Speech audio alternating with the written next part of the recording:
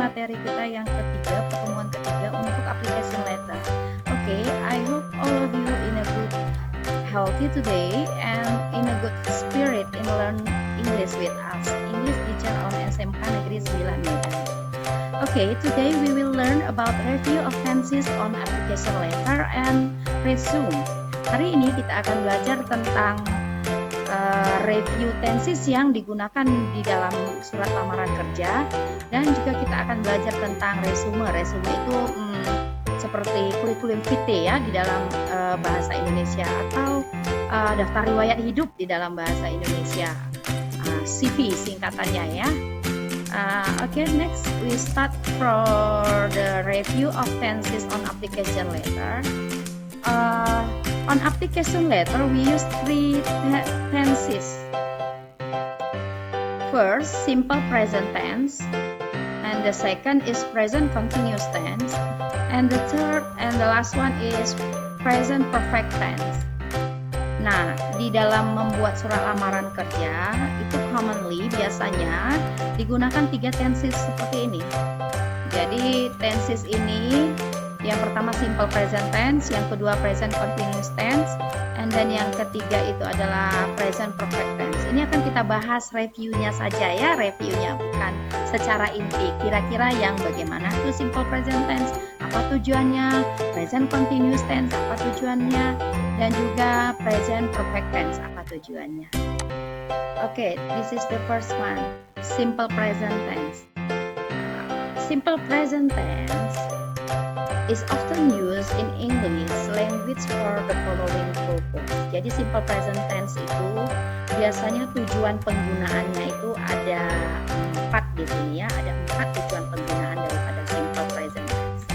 For the first one is repeated action. Repeated action itu maksudnya kegiatan yang berulang-ulang atau yang berulang-ulang dilakukan.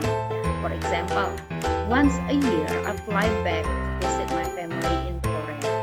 Jadi sekali setahun saya terbang mengunjungi atau saya pulang mengunjungi keluarga di Korea. Jadi sekali setahun itu dia pasti pulang. Maybe he live on New York ya. Mungkin dia tinggal di Amerika Serikat, New York ya, New York City. Jadi sekali setahun, sekali setahun dia terbang ke Korea.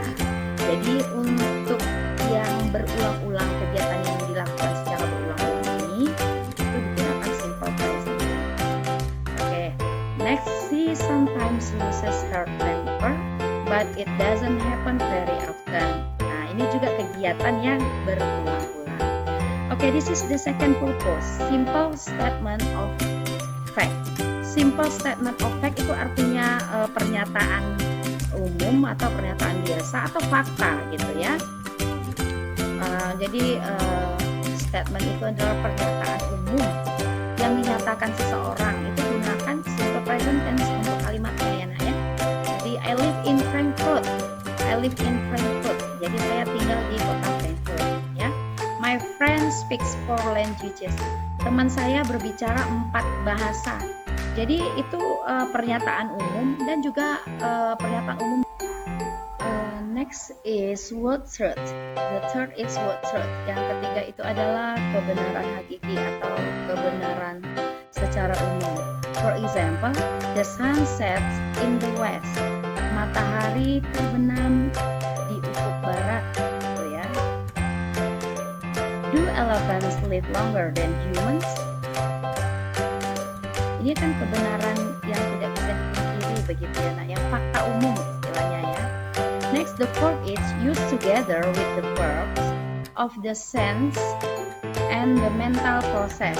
The most common words used are look, have, see, flavor, need, hear, know, want, taste, understand, believe, smell, like, remember, and look. Nah, ini semua adalah sense and mental process ya. Verb of sense and mental processes. For example, I love you. Nah, ini contohnya. Nah, kalau mengutarakan itu namanya simple present tense. And then this doesn't taste very good, doesn't? Jadi untuk menyatakan rasa, ini tidak terasa sepertinya enak, benar kan? Gitu. Nah, itu kita gunakan menggunakan simple present tense. Okay, next, present continuous tense. Present continuous tense is most often used for the following purpose. First, action happening now. Satu tindakan atau kejadian yang terjadi sekarang. For example, sorry, she can't come to the phone right now. She is having a bath. Sorry, dia tidak bisa datang untuk bertelepon sekarang karena dia sedang mandi gitu. The second example is, look, someone is trying to break into your car. Lihat, seseorang mencoba merusak atau menabrak ya di sini ya, menabrak mobil kamu. The second purpose of present continuous tense is future arrangement. For example, I am meeting my mother at the airport tomorrow. Future arrangement ini maksudnya rencana yang direncanakan atau disusun untuk hari ke depan begitu, tetapi sudah disusun dari sekarang. For example, I'm meeting my mother at the airport tomorrow. Saya akan bertemu dengan ibu saya di bandara besok. Jadi udah disusun. Bertemunya itu besok, tapi dia nyatakannya sekarang mau bertemu dengan mama saya. Di mana bertemunya? Di bandara besok. And then the second example is, are you doing anything this Sunday morning? Apakah kamu akan melakukan sesuatu di hari Minggu pagi nanti? Minggu paginya itu nanti, tetapi dia sudah arrange atau dia sudah susun. The plans is today. Dia nanya sekarang, kamu udah punya rencana nggak untuk hari Minggu pagi nanti? Present continuous tense, ya, itu tentang present continuous tense. Next is present perfect tense. Present perfect tense is most often used for the following purpose. Jadi present perfect tense itu digunakan untuk tujuan yang seperti ini kira-kira. First is past given with a connection to the present. Past given with a connection to the present. Jadi itu kejadiannya tuh terjadi di lampau, tetapi ada hubungannya sampai pada saat dia berbicara atau pada saat sekarang. For example, she has lost her dictionary. Dia sudah kehilangan kamusnya. Jadi mungkin pada saat dia berbicara ini, dia sedang membutuhkan kamus, tetapi dia bilang punya temannya itu udah kehilangan. Ya, kemarin tuh udah hilang, tapi sekarang lagi utuh dibahas sekarang. Jadi bahasanya, pengucapannya itu menggunakan present perfect tense. Next, have you done your homework? Have you done your homework? Nah, biasanya untuk present perfect ini kan kita pakai verbnya yang bentuk ketiga ya. Jadi di sini have you done, dan di sini dari do, did, done. Dan verb atau kata kerja bentuk ketiga. Kamu sudah selesaikan belum PR-mu? Itu artinya ya. Sudah selesaikan belum PR? Pasti PR itu harusnya dikerjakan kemarin gitu. Jadi waktu yang lampau. Tapi pada saat nanya sekarang, itu kamu kemarin kerjakan nggak gitu? Itu artinya have you done your homework? Okay, the second purpose of present perfect tense is unfinished time. Tujuannya untuk menyatakan waktu yang belum selesai, atau waktu itu saat dibicarakan tuh belum selesai. For example, I have lived in Banjarmasin since 2005. Saya sudah tinggal di Banjarmasin semenjak tahun 2005. Nah, ini kan belum dinyatakan dia udah tinggal di mana begitu ya kan. Sampai sekarang maybe she is live in Banjarmasin. Bisa aja dia masih tinggal di Banjarmasin. And then she has had a lot of bad luck recently. Di sini dia menyatakan bahwa dia banyak bad luck ya, dia nggak beruntung begitu. Banyak hal-hal yang sial mungkin yang terjadi sama dia di beberapa waktu sampai sekarang ini begitu ya. Okay, now we talk about resume or curriculum vitae or daftar riwayat hidup. Okay, this is the definition of resume. A resume is a written compilation of your education, work experience, credential, and accomplishment which is used to apply for a job. It is usually a one-page document listing the applicant's work history, education background, and personal skill. An effective resume lays out a summary of qualifications that will push the hiring manager or employer to move forward toward an interview. A resume is typically sent with an application letter that provided additional information on your skills and experience to apply for a job. A resume is a shorter, often bulleted summary.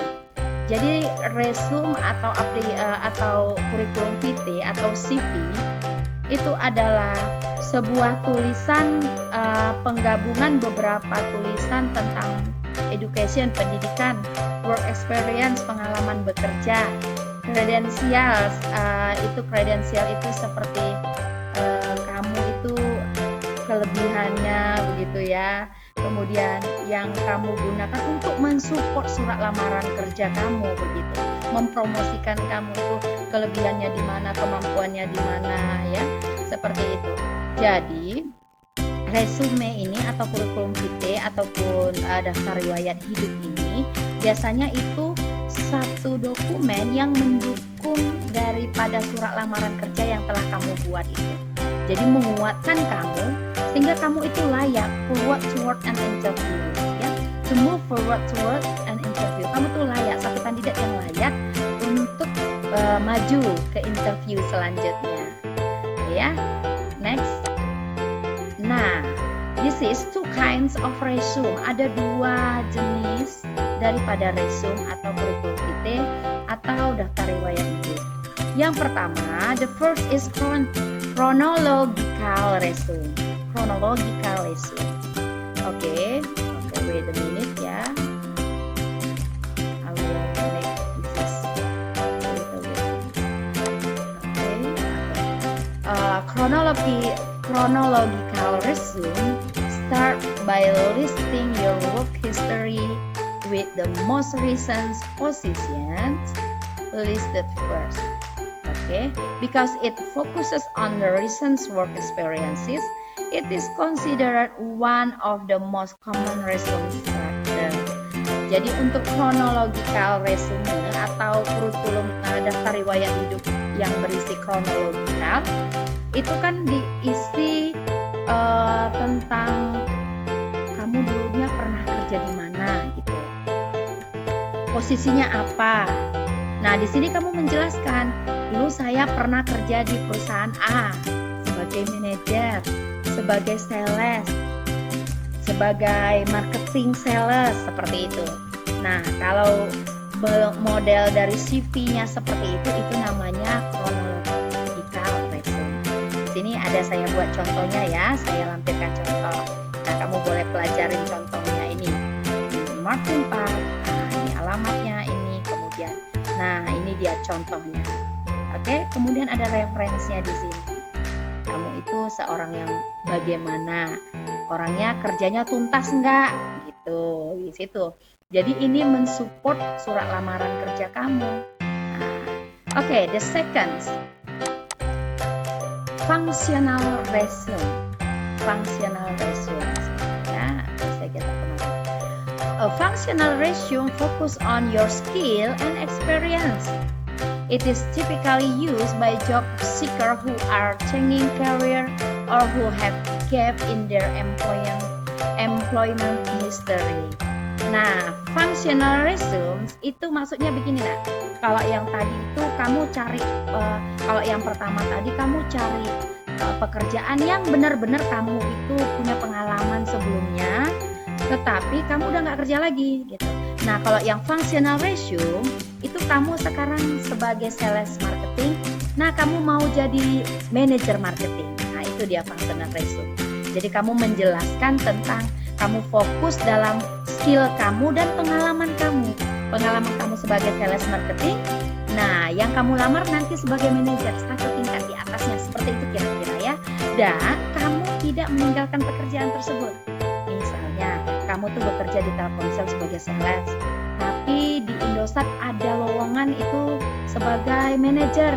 Kamu tetap masih di Telkomselnya, tapi kamu melamar ke Indosatnya. Kamu menjelaskan, saya sekarang sebenarnya sedang bekerja di sini, begitu ya. I put an example. This is Carol Manor. Ada alamatnya di sini. Kemudian dia objektifnya ya apa gitu kan? Di sini dijelaskan dia sebagai apa. Kemudian achievement, apa pencapaian dia selama dia bekerja di situ. Kemudian bagaimana proyeknya. Kemudian apa yang dia explore.